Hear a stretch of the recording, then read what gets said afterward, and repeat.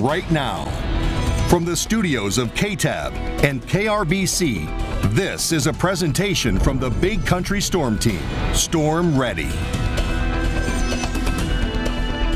Good evening, everybody, and thank you for joining us for our Storm Team 2024 Severe Weather Special.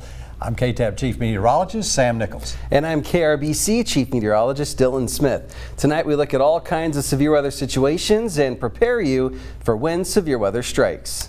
In 2014, you remember it, a devastating hailstorm hit Abilene, leaving behind millions of dollars in damages to local vehicles, businesses, and even buildings. That's right, the effects of which are still being felt here 10 years later. Our Noah McKinney takes us back 10 years for a look at that storm. That hail lasted maybe 5 minutes. Anything else?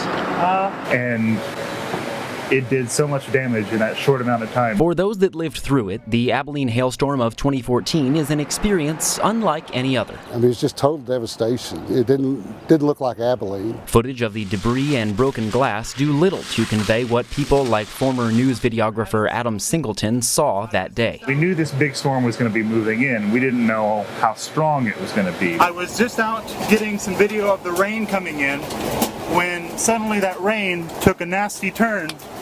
I went and got inside the van and started shooting through the windshield, and then the hail got bigger. It started cracking the windshield. Suddenly it just goes from your typical storm to a storm we're talking about 10 years later.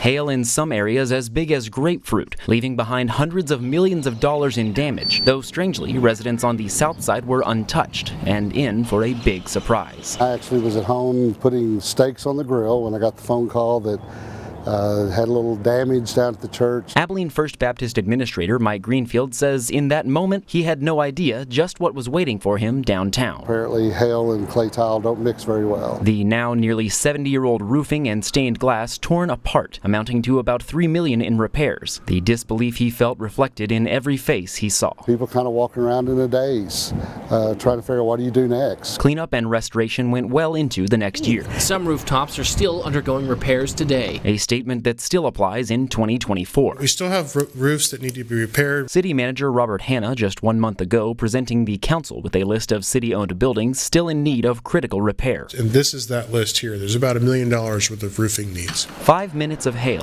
impacting lives decades after the damage was done. An unfortunate reminder of the potential for destruction alive in each dark cloud. Never underestimate a storm because you don't know what it's going to do till it's happening right over you. For BigCountryHomepage.com, I'm Noah McKinney. Don't go away, there's still much more ahead on our Severe Weather Special. Coming up on our Severe Weather Special, what type of storms are there when severe weather strikes and how do we predict them? Those details coming up. Storm Ready, presented by the Big Country Storm Team, continues.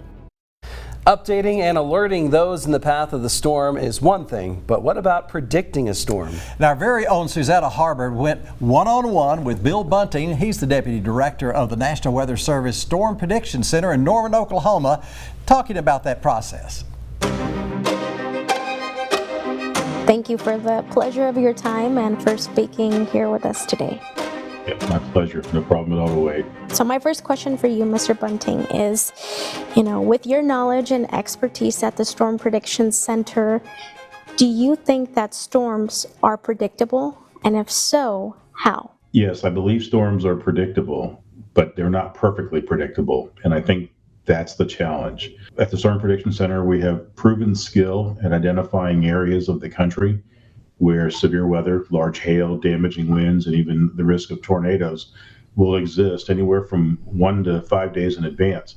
What we can't say with perfect certainty is exactly which communities will be hit, how strong the storm will be until, unfortunately, a few minutes before the storm develops. So that's one of the areas that we're working on in terms of our improved understanding so that we can provide even more accurate information.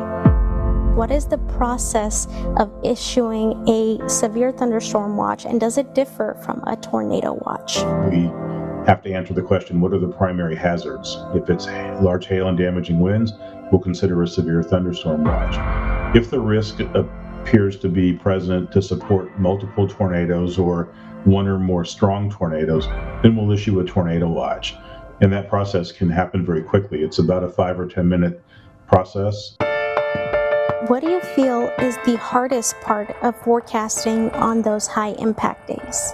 It's one thing to say that there is a risk of tornadoes today over central Texas, over western Texas, or wherever in the country the threat may exist. The challenge, though, then is to predict how strong will the tornadoes be, where exactly will they occur, because that's how we provide lead time that allows those in the threatened areas to take action. Thank you so much for meeting with me. I know that you're very busy and, spring is here with us, so I know that the Storm Prediction Center is always abuzz during this time. Thank you for the invitation. It's great to visit with you and look forward to doing it again someday. Yes, thank you so much, Mr. Bunting. Take care. Yes, bye-bye. Hey, from predicting the storms to understanding them, they're two different things.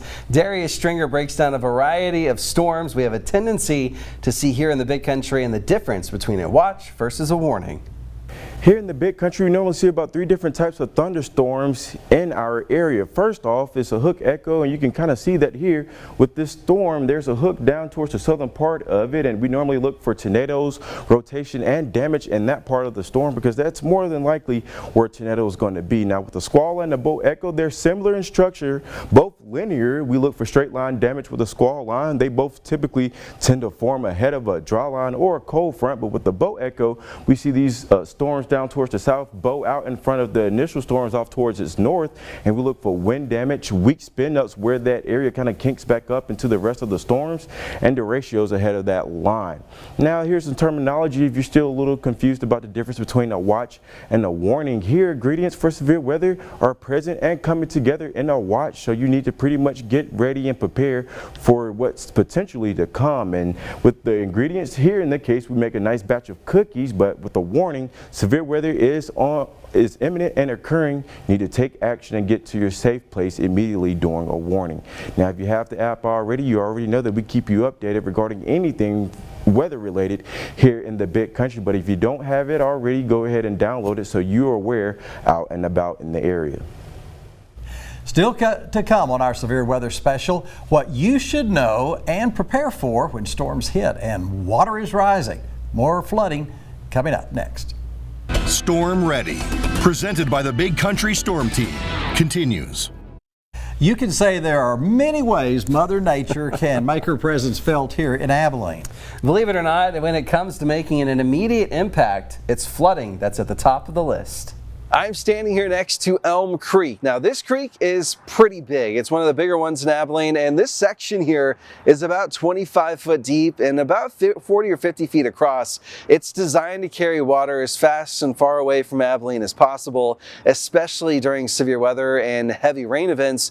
Sometimes, though, this creek and other creeks just can't quite keep up with the amount of water, and it can overflow its boundaries and cause flooding in the Key City. What's the scariest or what's the most dangerous severe weather here in Abilene? I think the flooding, the flash floods. What do you think is the scariest or most dangerous severe weather that we have around here? Tornadoes. In your tenure here in Abilene, what has been the most dangerous form of weather or things caused by weather here in the Key City? So when we look at our major events, I mean, you think about lightning, you think about hailstorms, tornadoes, things like that, but we've dealt with flooding events more than anything in my career. That's the thing that I've dealt with that's been the most severe, that impacts the larger area. And so I would say that flooding is Abilene's probably worst weather event if we're going to have something on a major scale. In your opinion, what do you think is the most scary or what's the most dangerous severe weather in your opinion? Oh, that's hard, but I would probably say flooding. What do you think is the most dangerous or scariest weather that we see here in Abilene? I think it's flooding. Is there something you can say to someone that would say, even if it only looks this deep, don't try it? So one of the biggest things that we always try to put out in a public safety message is the turnaround, don't drown initiative on that. And that's nationwide. A lot of people don't realize that their car can be not only just flooded out, damaged, but just over a foot of water can actually pick that vehicle up and move it downstream and place them into a much more serious situation. Would you be surprised to hear that the most dangerous overall is actually flooding? Flooding here in Abilene? I am totally shocked. Here at the corner of Industrial and Shredaway, a few weeks ago, Abilene saw about 1.5 inches rainfall. that was enough water and enough rain to make it high enough here at this intersection to force a high water rescue. No matter how high or low the water looks, turn around, don't drown. And coming up on our severe weather special, how the city of Aspermont stays safe together while going back to school. Storm Ready, presented by the Big Country Storm Team, continues. During extreme storms, whether it's wind, rain, hail, or tornadoes, most people aren't thinking about going back to school. Unless, of course, you live in Aspermont. Our Tobin Smith explains. When you live in a rural area, your options can be limited on where you can go when severe weather strikes. Some may have a storm shelter, but for those who don't have that option, the town of Aspermont has a pretty unique solution. Superintendent of Aspermont ISD, Zach Morse, explains how the distinctive design specs of their high school lend itself to other uses. The high school was built in the late 60s. Talk around town as it served as a fallout shelter during that time. Generally about once a year in the spring, we'll get a weather situation that people are ready to come down here, so we're always ready to get it open. Along with the underground setting, classrooms were designed without windows, adding to the safety of the structure. Shayla Brazelton is a former student turned teacher for the high school, and she cites her experiences of using the school as a shelter over the years. I was in junior high, and we were having a big tornado, and we were grabbing kids and running them down into here. I think it's amazing that the different types of people that live in the town can come together and just all take care of each other's kids and make sure everybody's okay and check on people all together in one building. While the high school does serve as a safe haven for people whenever severe weather strikes, they're not the only ones that are allowed in. Whenever I was 8 and there was a tornado just right down the road, and me and my family just had to rush and we only could grab our dogs. The school, recognizing the importance of family pets in this rural community, allows all walks of life into the shelter. Malaya Hecht is a student at Aspermont High, and she tells while there are many who can find safety in these halls, the community of Aspermont still offers help to the ones who may be just out of reach. Whenever Jayton got hit, a lot of people sent food and stuff to them, and we even donated our generator to one of the residents there. It seems that anyone in this small corner of Texas can expect help when those dark skies finally clear. Any community closely around us, I feel like we all compile together, and it's like we're all helping each other. For BigCountryHomepage.com, I'm Tobin Smith. Hey, thank you, Tobin. And for anyone who doesn't have an option of an underground shelter, which of course includes most of us, the thing to do in case of a tornado is to get to a safe room, a secure room in your house with few or no windows, like a closet or a bathroom. Still to come on Storm Ready, how you can prepare for severe weather. Exercise, exercise, exercise. This is a test of the Code Red system. If you subscribe to the City of Abilene's Code Red program, you received a message like this back on April 3rd, Wednesday, for the citywide tornado drill. To sign up for Code Red, the free telephone warning system, text ABITAY-TX as in Abilene, Taylor, Texas to 99411. Or you can see our website, BigCountryHomepage.com, for more information. Having a plan when severe weather strikes is one thing, but also having enough supplies ready in case you have to get out in a hurry. Clemente Morales shares a few tips on packing a safety kit. Well, you know, out here in West Texas, you have to be prepared for those storms to hit at a moment's notice. What do you need to have in that to-go bag? Let's have a look with all these items in front of us, what you need to pack. Well, obviously, one of the first things you're going to need is food. Simplicity is probably the best thing to keep in mind. Probably things like peanut butter would be really good to take. Other things that are probably things that can hold its value for a long time as far as shelf life, bars such as nutritional bars. Also keep in mind water is an essential for you to be able to have when you are alone and perhaps unprepared. You may be very limited with the amount of water that you have in your situation, but still there are things that you need to take for personal hygiene as well. Things such as toothpaste, a bar of soap, other things such as wet wipes like this to clean up messes in a small situation come in very handy. And don't forget, most importantly, your meds. Make sure you have those, and above all else, make sure you have a first aid kit. This could be a lifeline for when you are in danger. Other things are simple tools, maybe a roll of tape. Other simple tools, maybe some pliers, a screwdriver, and of course, don't forget that trusty flashlight. And make sure above all else that you have plenty of batteries to operate that flashlight. Also along the same lines of batteries, make sure you have plenty of batteries for your cell phone. Your cords that go along with each of those devices. Make sure that you have alternate battery supplies for those devices as well. So we've mentioned some things that perhaps maybe you have not thought about that you need to pack in your to-go bag. How about a weather radio? This would come in very handy as well. Keys to your cars, your house, and don't forget important papers that you may need along the way, such things as deeds to your home or other papers that might be needed for insurance purposes later on down the road. We have talked about a lot of things that you're going to need to pack. What do you put them in? How about a large bag such as this? Make sure it has plenty of zippers, plenty of pockets, so that you can be able to pack everything in, as well as some comfortable straps to be able to carry. Or maybe you might go a little bit old-fashioned. Maybe carry it in a big tote.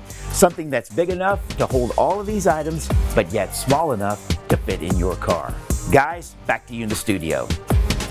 All right, from Code Red to the web, to social media, to a good old weather radio. There's plenty of ways to be alerted during severe weather. Our Pete Beretta steps us through on how to set up a weather radio. Well, hi everybody, meteorologist Pete Beretta here with your hazards radio. Very, very useful tool. The very first thing you're going to want to do is go ahead and get 3 AA batteries. They're not included when you buy the unit. 2, you'll be asked what country. You'll put in USA and then it'll ask you what state. The reason why it asks you the state is because the counties are already loaded. After that, you'll select your frequency. There's 8 frequencies that the National Weather Service uses across America. Next, you want to select your county or counties. This requires some thought. And what this does is for those folks like me who live in Abilene. Well, we're right on a county line and very, very close to a neighboring county. Matter of fact, part of the city goes into Jones County. So I have inputted Jones, Taylor, and Callahan counties to be alerted on. Then you select the language and the alarm. 1 is just full alarm and it's very, very irritating. 2 is 8 seconds of alarm, and then the National Weather Service automatically comes on to tell you the situation of the weather. And then 3, which seems kind of self-defeating, is no alarm at all. Not as hard as it used to be. And if you're not real smartphone smart like me, these things come in really, really handy. So stay safe out there. Have a good one. One of the best things about media is its evolution and how we can bring you news and weather updates just like that. Our chief Mets like Sam Nichols and Dylan Smith do an amazing job, especially during severe weather when it comes to live TV cut-ins and social media updates. By the way, if you're not following both of these gentlemen on Facebook, well, you have some homework to do. Nonetheless, both Sam and Dylan tell you how you can find them on social media, plus what it means to keep you updated and out of harm's way. We live in an online world nowadays, and social media is a big part of that online world. And one of the best things about social media is it gives me an opportunity to connect with you, the viewers, in a more personal way. I get to deliver the news, I get to deliver the weather in a more personalized basis rather than the more abbreviated version you might get on TV. It helps me also connect with the viewers and share stories and talk to you as though we're just having a one-on-one conversation. Check me out on Facebook at meteorologist Dylan Smith. One of the most important tools we have here at KTAB during severe weather to keep you informed is our Facebook Lives that you can follow on my Facebook page. These are unique opportunities to have interactive relationships with our viewers during times of severe weather, get their feedback, their questions. Recently, I received this comment from a viewer, and it really emphasized to me the importance of our severe weather coverage on Facebook Live. Dear Sam, with your Facebook Lives, I can follow your weather forecast. I'm totally blind, but when you give the forecast directions, I'm able to tell what's going on. You are easy to follow in Facebook Live, even though I can't see. Thank you, Sam, for all you do to keep us safe. And that's our goal, keeping you safe through Facebook Live and all of our other tools here at KTAB, your weather authority.